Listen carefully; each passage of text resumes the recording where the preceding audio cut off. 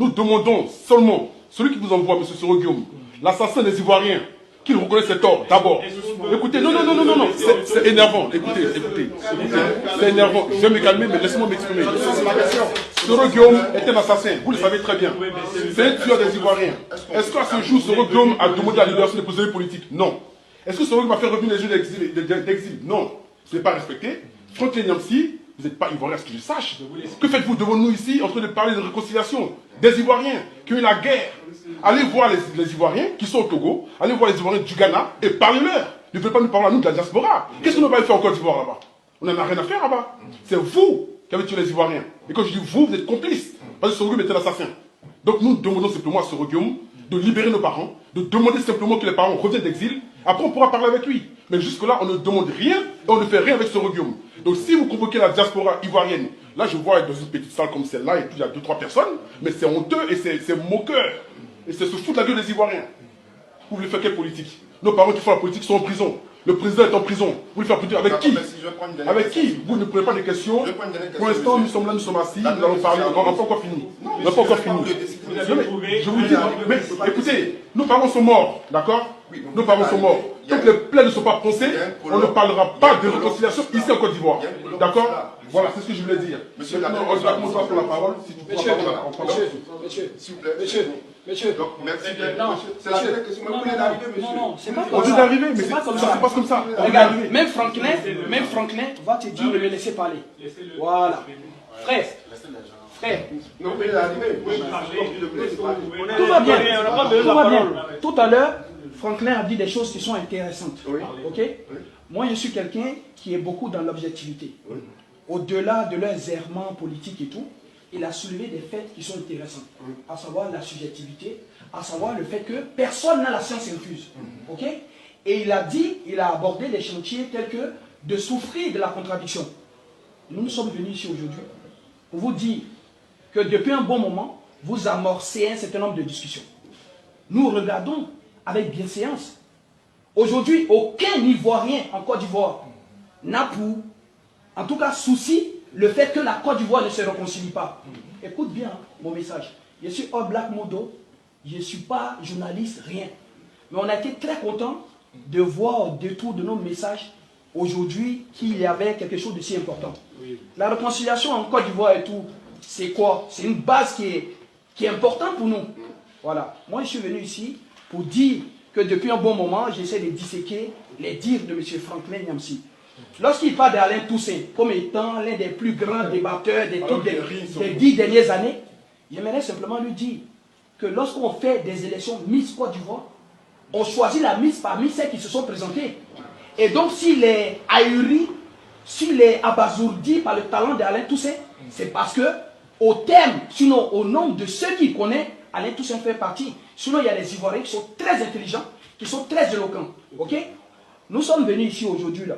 Moi, j'ai un message particulier. Parce que quand on s'adresse à ce monsieur, on s'adresse à Soro Guillaume.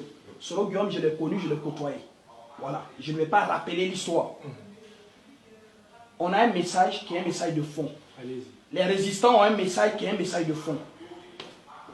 Ne passez pas par perte et profit pour jouer avec les intérêts de la Côte d'Ivoire. Je vous regarde dans les yeux et je vous le dis.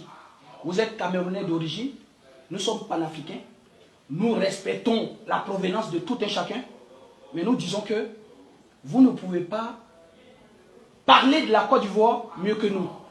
Et ça, c'est un propos qu'il est toujours redit à des gens comme Bernard Oudin, tout ce que vous voulez, qui ont été les conseillers de Laurent Gbagbo, qui sont français d'origine, qui lorsque ça chauffait, avec leur passeport, ont eu le droit de quitter la Côte d'Ivoire. Vous pouvez parler pour nous, je suis non, mais oui, c'est émotif. C'est émotif et je suis un être émotif. Et puis les humains sont émotifs. Lorsque je parle pour tous ceux qui ont subi des conséquences. Dans vos façons de parler, on voit que par moments vous prenez des raccourcis, vous essayez d'expliquer la légitimité et tout de la rébellion. La rébellion n'est pas légitime aujourd'hui. Elle n'est pas légitime demain. Aujourd'hui, pourquoi vous approchez et tout les pro-Gbagbo? Pourquoi vous approchez et tout un clan qui, à un moment donné, a été taxé de camp qui était minime. Parce que c'est ça la réalité. Que la majorité était avec vous, et que la Côte d'Ivoire va bien, et que les Ivoiriens sont réconciliés, et que la Côte d'Ivoire prospère, et que le chiffre de croissance frise les 2 chiffres. Tout ça, on est d'accord dessus. Il y a des rapports des parlementaires très sérieux, français, qui ont démontré que la Côte d'Ivoire va mal. Nous faisons partie de la jeune garde, des cyberactivistes, qui ne voulons pas que les gens lésinent sur les moyens pour réconcilier la Côte d'Ivoire. Les douleurs ont été profondes. Les blessures sont inguérissables. La plaie de la Côte d'Ivoire, elle est profonde. Nous aspirons à des choses nouvelles. Mais nous disons que nous ne pouvons pas éponger de façon trop facile pour ne pas revivre notre histoire.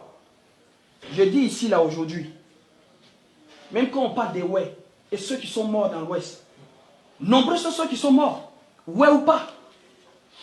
Si vous voyez M. Soro-Guillaume, dites-lui que Alain Toussaint, Siriki Bakaba, quelles que soient ces prises de guerre, parce que moi j'appelle ça les prises de guerre, voilà, à un moment donné, on fait diversion.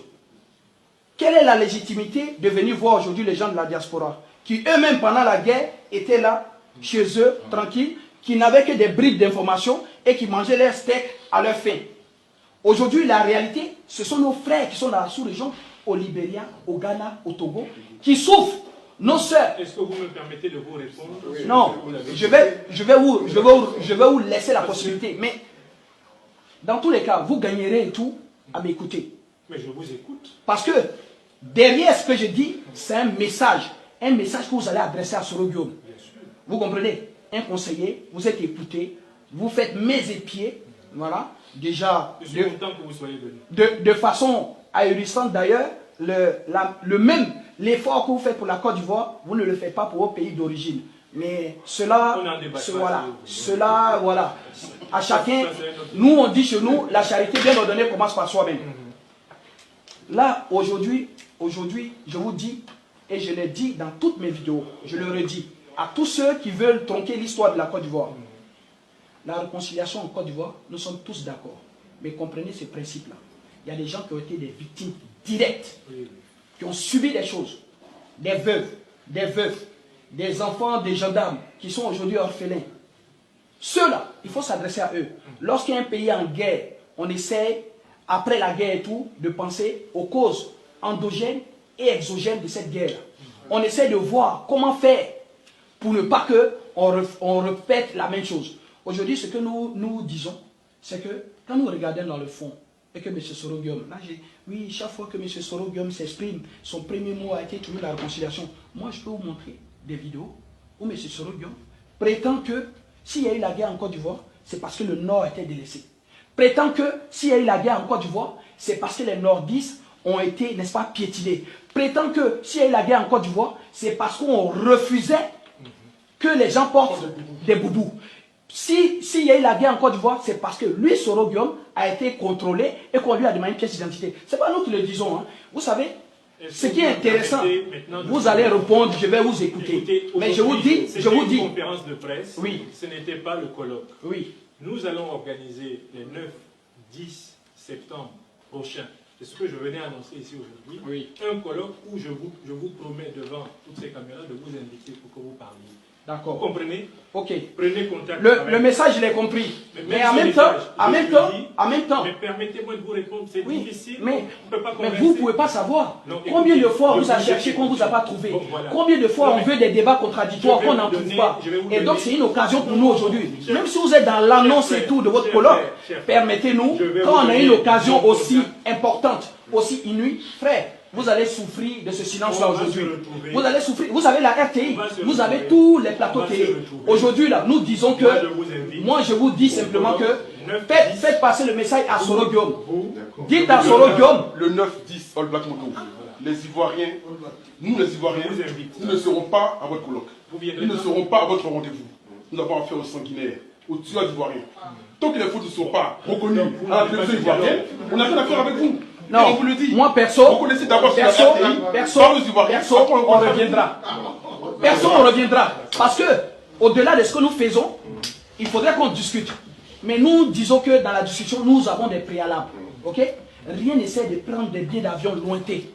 Vous expatriez, vous immigrez pour venir nous parler. Nous, en tout cas, nous sommes en harmonie. Nous n'avons pas de problème personnel avec M. Niamsi. Nous n'avons pas de problème personnel avec Soro-Guillaume. Nous avons des parents qui ont eu à subir la fatwa de Soro Guillaume, qui ont eu à subir la fatwa de tous ceux qui sont au pouvoir. Et donc, par rapport à ça, si vous voulez entamer, ne serait-ce que le soupçon, ne serait-ce que le plus petit dialogue, commencez par indemniser les gens, commencez par écouter nos parents, commencez par les écouter, à libérer les prisonniers politiques, que de venir nous pavaner ici. Nous sommes venus ici aujourd'hui, franchement, c'est par respect pour vous qu'on va vous laisser partir comme ça et tout. Sinon, on était venus dans d'autres dynamiques. Pour vous faire comprendre que vous allez, mais pour de vrai, vous allez avoir des dorures, vous allez bronzer en Côte d'Ivoire, vous allez vous pavaner avec le roi du Maroc, avec ce que vous voulez. Vous allez, en tout cas, vous allez savoir qu'ici, personne ne sera en paix tant que les questions de fond ne seront pas, n'est-ce pas, analysées et discutées. Mais en tout cas, merci de votre début de discussion, mais faites passer ce message-là. Et dites-leur que ici, là, il y a des gens qui en ont dans le ventre. Est-ce que je peux vous inviter? Voilà. Je peux vous inviter? Oui, on va venir. Oui, mais il faudrait que les choses soient claires entre nous. Voilà. Moi, je vais vous inviter. Vous pourrez parler. Il y a pas de problème.